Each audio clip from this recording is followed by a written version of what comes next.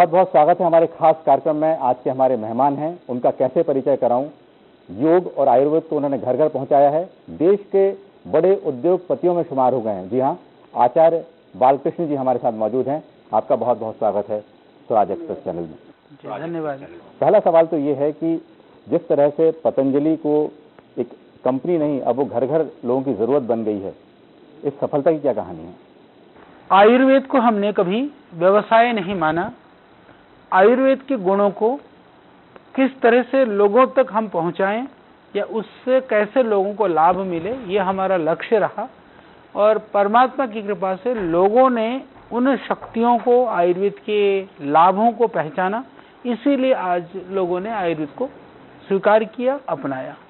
लेकिन ये कहा जाए कि इसमें एक बड़ा नाम बाबा रामदेव जी का भी जुड़ा हुआ है, और आप लोगों के प्रयास से जो योग और आयुर्वेद को जिस तरह से एक अलग मुकाम हासिल हो रहा है, ये कहें कि एक लगातार, चाहे देश में कहें या विदेश में कहें, इस सब को देखते हुए तो ऐसा लगता है कि जो एक अभी इतना जरूरी हो गया है, खासतौर से कोरोना के बाद में आयुर्वेद की आवश्यकता तो पहले भी थी और आयुर्वेद की प्रामाणिकता भी पहले से थी, पर स्वीकार्यता जिस रूप में होनी चाहिए, कहीं ना कहीं लोग आयुर्वेद को स्वीकार भी कर रहे थे। तो एक तबका ऐसा था, थोड़ा सशंकित था। दूसरा तबका ऐसा था कि जो आयुर्वेद की ऊर्जा को, ताकत को, शक्ति को वो एक तरह से नकारने का प्रयास कर रहा था। तो जो नकारने वाले जो तबके थे या जो सशंकित तबके थे, उनको भी ये दिखाई दिया। कोरोना ने ऐसा जता दिया, हालांकि उस कोरोना के कारण से बहुत सारे परिवारों में करुण क्रंदन हुआ, बहुत सारे लोग हमारे अपने बिछुड़ गए, परंतु दूसरे यदि ढंग से देखें तो आयुर्वेद के लिए उसने एक तरह से लोगों को ये सोचने के लिए मजबूर किया कि जिस पद्धति पर हम आंख मूंद करके भरोसा कर रहे थे वही सब कुछ नहीं है, जिस पद्धति के लिए बिना विचारे हम नकार रहे थे ऐसा भी कुछ नहीं है। तो इससे लोगों को आयुर्वेद के प्रति जो एक लोगों की रुझान थी वो बढ़ी है।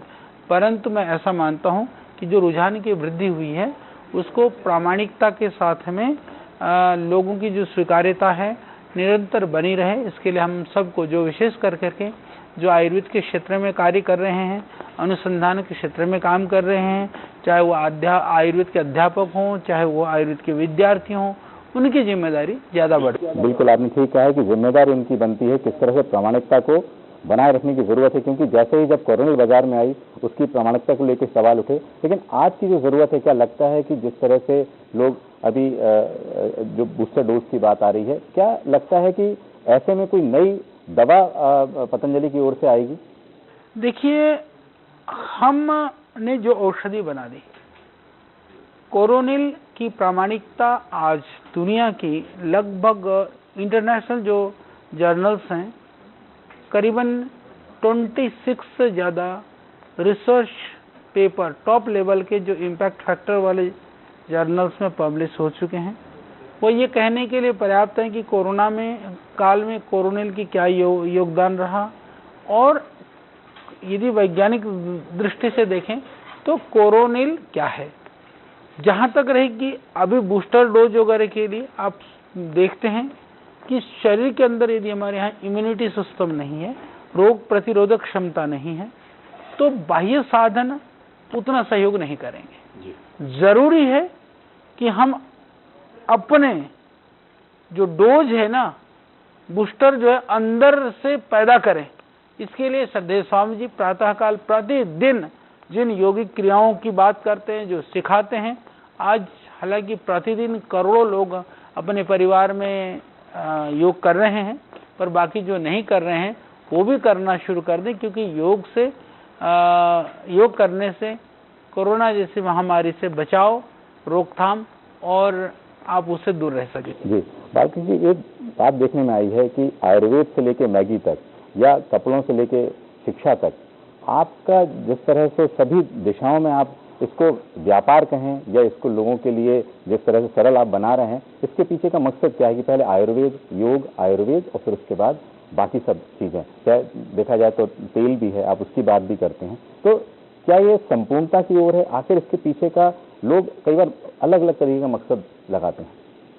आयुर्वेद के साथ साथ में योग, योग के साथ में शुद्ध स्वस्थ आहार और आहार के साथ में हमारे लिए जो सात्विक आवश्यकता है, किसी भी तरह की जो जिन पदार्थों का हम जीवन में निषेध करते हैं, जिन कार्यों का निषेध करते हैं, न तो हम लोगों को उन कार्यों के लिए प्रेरित करेंगे, न हम उन पदार्थों को लोगों को देंगे, पर दैनंदिन जीवन में जो आपके लिए जरूरी है, आपकी जो आवश्यकताएं हैं, उसके लिए यदि हम बेहतर विकल्प लेकर के आते हैं तो इससे लोगों का लाभ है।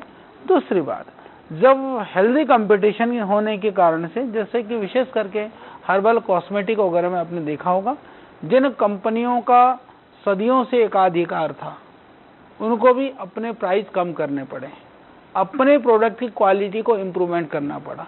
इसका मतलब यह है कि पतंजलि न केवल लोगों को उत्पाद उपलब्ध कराता है, हम सिर्फ प्रोडक्ट उपलब्ध नहीं कराते, अपितु हम जो दूसरे प्रोडक्ट बनाने वालों को भी हम एक तरह से उनको भी चेतन रख रहे हैं। तो जब जो कंपटीशन मैन्युफैक्चरर के बीच में होगा, हेल्दी कंपटीशन होगा, तो उसका लाभ उपभोक्ताओं को मिलेगा, यानी देश के लोगों को मिलेगा। तो पतंजलि देश के लोगों को सामान भी दे रहा है और बाकियों को भी मजबूर कर रहा है कि तुम भी सही सामान दो। बिल्कुल, लेकिन एक बात है कि पतंजलि उत्तराखंड से उत्तर प्रदेश, मध्य प्रदेश, आंध्र, कई राज्यों में आप धीरे धीरे आपका जो उद्योग है या आयुर्वेदिक का उद्योग कहें, फैल रहा है। खासतौर से मध्य प्रदेश की बात करें तो मध्य प्रदेश में कितना ज्यादा आप यहाँ पर रोजगार से संबंधित बात हो या यहाँ के जो वनोपज है उसके संबंध में बात हो, किस तरह से फायदा मध्य प्रदेश को होगा? मध्य प्रदेश में असीम संभावनाएं हैं, विकास के रास्ते पर मध्य प्रदेश आगे बढ़ रहा है। उसमें यदि थोड़ा योग और आयुर्वेद, विशेष करके आयुर्वेद औषधियां कल्टीवेशन, क्योंकि मध्य प्रदेश के बहुत सारे क्षेत्र में अभी भी जड़ी बूटियां उगाई जाती हैं, तो उसको और व्यवस्थित रूप से किया जाए, सीधे सीधे से मार्केट और जो उत्पन्न करने वाले, जो पैदा करने वाले भाई बहन हैं, उनका संबंध जुड़ जाए तो बड़ा काम हो सकता है और हजारों लोगों को रोजगार मिल सकता है। इसके अतिरिक्त जो युवा हैं, जो बेरोजगार हैं, उन लोगों के लिए भी, क्योंकि नौकरी की जगह पर वो स्वयं एक बिजनेसमैन बन करके और लोगों को नौकरी देने के सामर्थ्य उनमें आ सकता है। और आज भी पतंजलि क्योंकि बहुत बड़ी तादाद में जड़ी बूटियां मध्य प्रदेश से खरीदता है, तो हम तो चाहते हैं कि इस तरह के FPO बने, इस तरह के कोऑपरेटिव्स बने, इस तरह के संगठन बने, जहां से इकट्ठे बल्क में हमको जड़ी बूटियां मिले, तो हम सीधे तौर पर खरीदने के लिए भी तैयार हैं। बिल्कुल, कुछ MOUs अभी बाकी रह गए हैं। जो बाबा जब आए थे वहां पर इन्वेस्टर समिट में, उन्होंने बहुत सारे उस समय कहा था कि वो व्यक्ति ऐसे हैं जो सीधा सीधा पैसा लगाना चाहते हैं और कोई 5 साल की, 3 साल की या 10 साल की बात नहीं कर रहे हैं। और कितना MOU अभी बाकी है जो मध्य प्रदेश के लिए? अभी हम लोगों ने कुछ कमिटमेंट्स किए थे पहले शुरू में, थोड़ा कोरोना की वजह से कुछ विलंब हुआ है। हालांकि अभी जो प्रोडक्शन का काम जो शुरू में किया था, वो अभी हम लोग एक तरह से वो कंस्ट्रक्शन का काम चल ही रहा है, जो हम लोगों ने पहले वादे किए थे। और दूसरा था, हमको चिंता थी कि अपना जो संतरे वगैरह के जो किसान हैं, उन लोगों के लिए कुछ करें। वो भी नागपुर का जो प्लांट से भी हम यहाँ से ले जा करने के लिए तैयार हैं। बाकी जड़ी बूटी के लिए, आयुष के लिए और ये पेड़ पौधों के संदर्भ में अब नया एग्रीमेंट होकर हम काम करेंगे। एग्रीकल्चर के लिए भी माननीय मुख्यमंत्री जी से हमारी वार्ता हुई थी, उसके में भी कुछ काम जो वैल्यू ऐड करने के लिए जो सहयोग की जरूरत है, वो भी हम लोग करने वाले हैं। बिल्कुल, वैसे तो सब कुछ मालूम है कि कंपनी जो है निरंतर 20,000 करोड़ के टर्नओवर तक पहुंच रही है, या अभी इस साल जिस तरह के आंकड़े आ रहे हैं। एक बात देखने में आ रही है कि ऐसा कौन सा क्षेत्र रह गया है जहां पर लगता है पतंजलि को, जिस तरह की आप भारतीयता की बात कर रहे हैं, या विदेशी कंपनियां ना हो, यहाँ के लोगों को रोजगार मिले, यहाँ की कंपनियां आ जाएं, ऐसे और कौन से ऐसे क्षेत्र रह गए हैं जिसमें पतंजलि? देखिए, आजादी के इन 70 वर्षों में एक जो हमारा 75 वर्षों में जो हमारा स्वप्न था, एक भारतीय शिक्षा को लेकर के जो स्वप्न था, माननीय प्रधानमंत्री जी के एक सद प्रयास से पूरा होने जा रहा है। भारतीय शिक्षा बोर्ड के रूप में एक मान्यता प्राप्त भारतीय शिक्षा के लिए एक बोर्ड बन चुका है। तो उस बोर्ड के माध्यम से शिक्षा के अंदर जो स्वदेशीकरण है, शिक्षा के अंदर संस्कृति, परंपरा और मूल्यों को जो स्थापित करने का काम है, वो पतंजलि के माध्यम से प्रारंभ हो चुका है। ये केंद्रीय सरकार और माननीय प्रधानमंत्री जी का एक सोच और उनकी दूरगामी दृष्टि के कारण से हो पाया है। दूसरा, IT के क्षेत्र में हमको लगता है कि आत्मनिर्भर बनने की, और हालांकि IT के बहुत सारे हमारे भारतीय कंपनियां हैं, परंतु छोटे छोटे लेवल पर अभी भी बहुत सारी जो चीजें हैं वो बाहर से हैं, तो आईटी के क्षेत्र में हम डिजिटलाइजेशन और आत्मनिर्भर के अंदर हम लोग अभी ध्यान दे रहे हैं। तीसरी चीज, जितने भी मैं देखता हूँ कि जैसे हम अलग अलग विभागों में जाते हैं, अलग अलग प्रांतों में जाते हैं, अलग अलग जगहों पे जाते हैं, तो हम देखते हैं कि डेटा, डॉक्यूमेंटेशन, रिसर्च, इस तरह के काम करने में आज भी बहुत सारी विदेशी कंपनियां अंदर घुसी हुई हैं।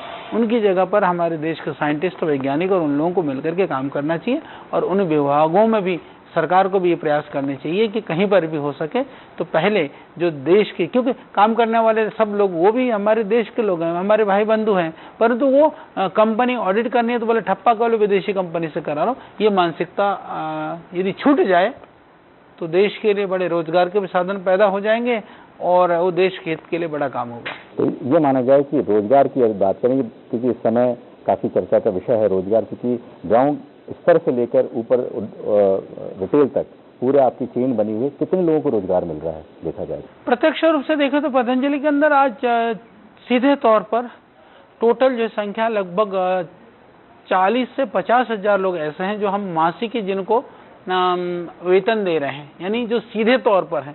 यदि इनडायरेक्ट देखें तो उनकी संख्या वो लाखों की संख्या हो जाती है।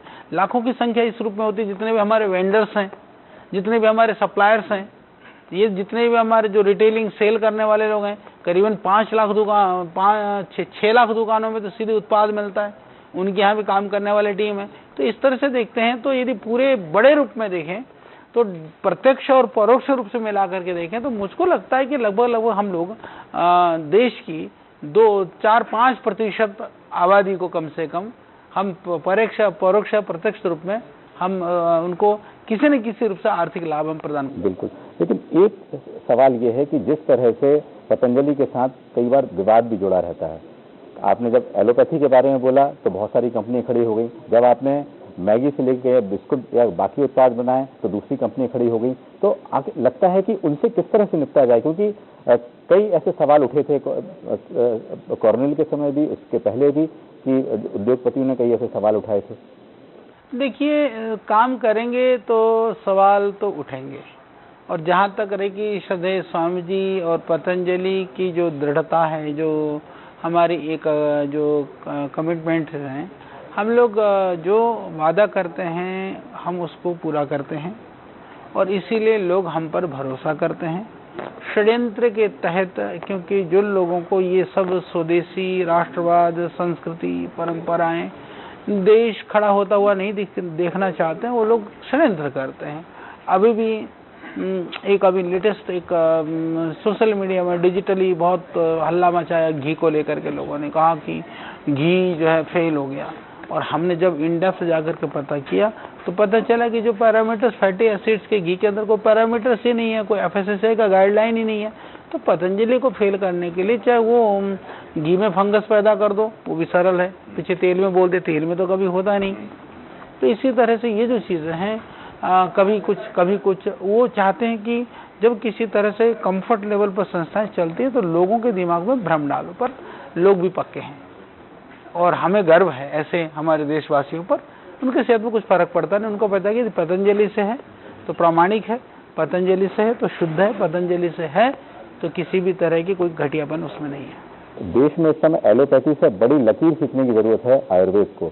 एलोपैथी के बारे में जिस तरह से आपके द्वारा बताया जा रहा है कि वो आपको बीमारी का पूरा इलाज नहीं देते। जब हमारे पास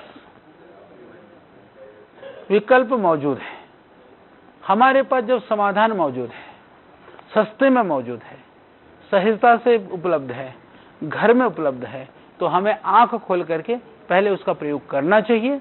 इमरजेंसी के लिए या एक्यूट मैनेजमेंट के लिए आपदा धर्म आने पर उसका भी प्रयोग करिए, पर दैनंदिन जीवन में तो गैस बंदी एलोपैथी गोली खाने की क्या जरूरत है? आपको इस तरह की दूसरी डिसऑर्डर्स हैं, बहुत सारी सैकड़ों बीमारियां ऐसी हैं जहां उनके यहाँ कोई उपाय नहीं है।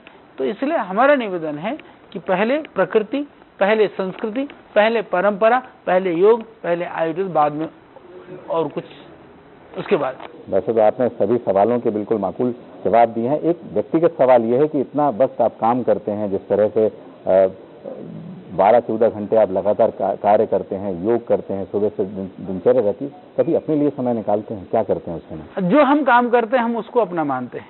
देखिए, कई लोग कहते हैं कि लाइफ पर्सनल और प्रोफेशनल, हमारे पास तो एक ही है, हमारे पास दो लाइफ है नहीं। तो जो करते हैं हम उसमें अपने आप को आनंदित रखते हैं, प्रसन्न रखते हैं। और पूज्य स्वामी जी का एक विचार रहता है कि कार्यांतर ही विश्राम है, कि जब आप एक काम को करके बहुत थक जाओ तो दूसरे कार्य में लगो। तो लोग घूमने जाते हैं, छुट्टी मनाने जाते हैं, वो भी तो कुछ काम ही ढूंढ रहे होते हैं। तो जो काम कर रहे हो उसी में आनंद ढूंढो, यानी कि काम के बाद आनंद ढूंढने की जगह पर काम में आनंद ढूंढो, तो जीवन खुशहाल होगा, जीवन में आनंद आएगा। और सबको, हमारे यहाँ छुट्टी सैर सपाटे की कोई परंपरा नहीं थी, हमारे यहाँ तो तीर्थाटन, देशाटन, नॉलेज वृद्धि के लिए अलग अलग जगह सत्संग और इस तरह की जगहों पर जाने की परंपरा रही अमित भाई। तो इसीलिए हम तो चाहते कि वो परंपरा पुनः लौटे और लोग जो है उसके अनुसार काम करें, लोग जीवन को जिए। बिल्कुल, बहुत आपने कहा है काम में ही आनंद लें, उसी में सबसे ज्यादा आनंद है।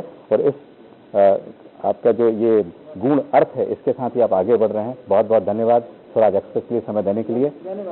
धन्यवाद। आप सहित तमाम दर्शक भाई बहनों को हमारी बहुत शुभकामनाएं। योगासन करिए, प्राणायाम करिए और आनंद से रहिए।